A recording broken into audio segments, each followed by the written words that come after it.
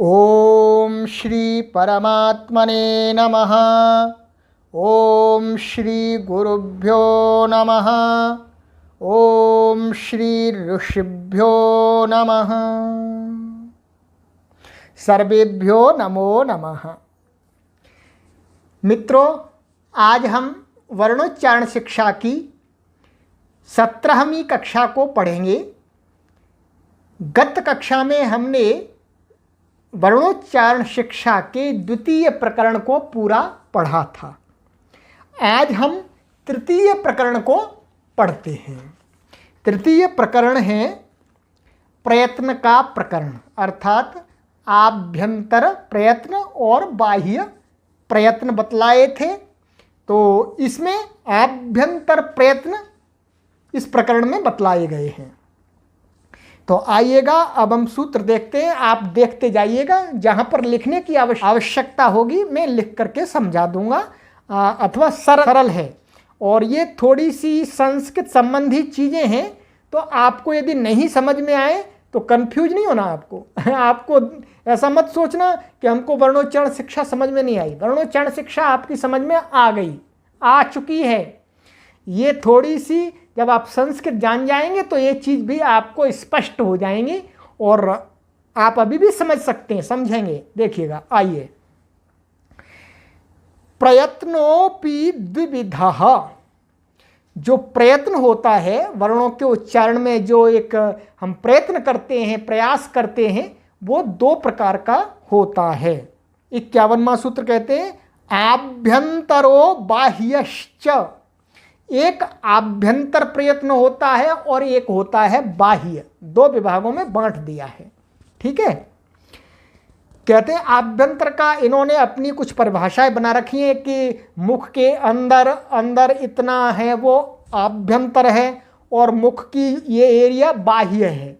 उसके हिसाब से बांटा हुआ है बस। कहते हैं 52वां सूत्र आभ्यंतरस्तावत्। कहते हैं इन दोनों में से पहले हम आभ्यंतर प्रयत्न को बताते हैं, कहते हैं, आपको पढ़ाते हैं। सूत्र संख्या 53 देखिएगा। स्पृष्टकरणाः स्पर्शाः। कह रहे हैं जो ककार से लेकर मकार पर्यंत जो 25 वर्ण हैं, क ख ग घ ङ च छ ज झ य ट ठ ड ढ ण त थ द ध न प फ ब भ म, ये जो 25 वर्ण हैं, इनका प्रयत्न क्या है? स्पृष्ट प्रयत्न, अर्थात जिह्वा से स्व स्व स्थानों में स्पर्श करके इन वर्णों का उच्चारण करना शुद्ध है। कर्ण बता दिया था, जिह्वा है, स्थान भी बतला दिया। तो इनके उच्चारण में जिह्वा वो स्थान बतलाया, वहाँ पर जिह्वा का अच्छी प्रकार से स्पर्श करना चाहिए। इसलिए ये क्या है? स्पृष्ट करण वाले हैं, स्पृष्ट प्रयत्न वाले हैं, ठीक है। आगे 54वां ईषत् स्पृष्टकरणाः अंतःस्थाः। कहते हैं थोड़ा स्पर्श करके। अब क्या? हल्का सा स्पर्श करना है। जिन जिन वर्णों का जो स्थान बताया है, तो वो कौन से वर्ण ये बता रहे हैं आगे, कौन से? अंतःस्थाः। जो अंतःस्थ वर्ण हैं कौन कौन से हैं? य र ल व, ये क्या है? आपके स्पृष्ट, ये आपके अंतःस्थ वर्ण हैं। तो इनके उच्चारण में क्या है? जिह्वा हल्की सी स्पर्श करनी चाहिए, इनका जो जो स्थान बतलाया गया है। इसलिए ये क्या है? ईषत् स्पृष्टकरणाः। ईषत् स्पृष्ट कर प्रयत्न वाले हैं, ठीक है। करना का अर्थ है प्रयत्न, माने इनके उच्चारण में जिह्वा का हल्का सा स्पर्श करना है, ये अर्थ है। आगे देखिएगा 55 ईषद् विवृत करणाः ऊष्माणः। ऊष्म जो वर्ण हैं, ऊष्म आपको कौन कौन से बतलाए थे? श, श, स, ह। तो इनके उच्चारण में जो इनका स्थान बतलाया गया है, वहां पर जिह्वा का किंचित, किंचित ईषद बोला है, किंचित स्पर्श करके उच्चारण करना चाहिए। इसलिए इनको बोलते हैं ईषद विवृत प्रयत्न वाले। आगे 56 विवृत करना वा। अच्छा, इसमें एक मत और है, एक मत और बता रहे हैं महर्षि पाणिनि जी कि कुछ आचार्य ऐसा मानते हैं कि स्वस्व स्थान को जीभ से स्पर्श के बिना भी इनका उच्चारण करना शुद्ध है। इसलिए श श स ह का विवृत प्रयत्न भी है। ये कह रहे हैं कि भाई जिह्वा को आपको स्पर्श करना ही नहीं, इनका जो जो स्थान बतलाया गया है ऊष्मों का, बस बिना जिह्वा वहाँ टच किए दूर रखते ही उच्चारण करना है। यह भी एक मत है। जिह्वा एक्शन करेगी परंतु इनका जो स्थान बतलाया है वहाँ पर टच नहीं करेगी। ये कहना चाह रहे हैं, दूसरे आचार्यों का कुछ का मत है। अब आइए आगे 57वां सूत्र विवृत करणाः स्वराः। स्वराः का अर्थ जो स्वर, व आ ई उ रि रि ए आई ओ औ, ये स्वर हैं। तो कहते हैं इनका जो स्थान बतलाया गया है तो इनके उच्चारण स्थान में उच्चारण करते समय जिह्वा को टच नहीं करना है, दूर रखना है जी, हल्का सा दूर रखना है, स्पर्श नहीं करना।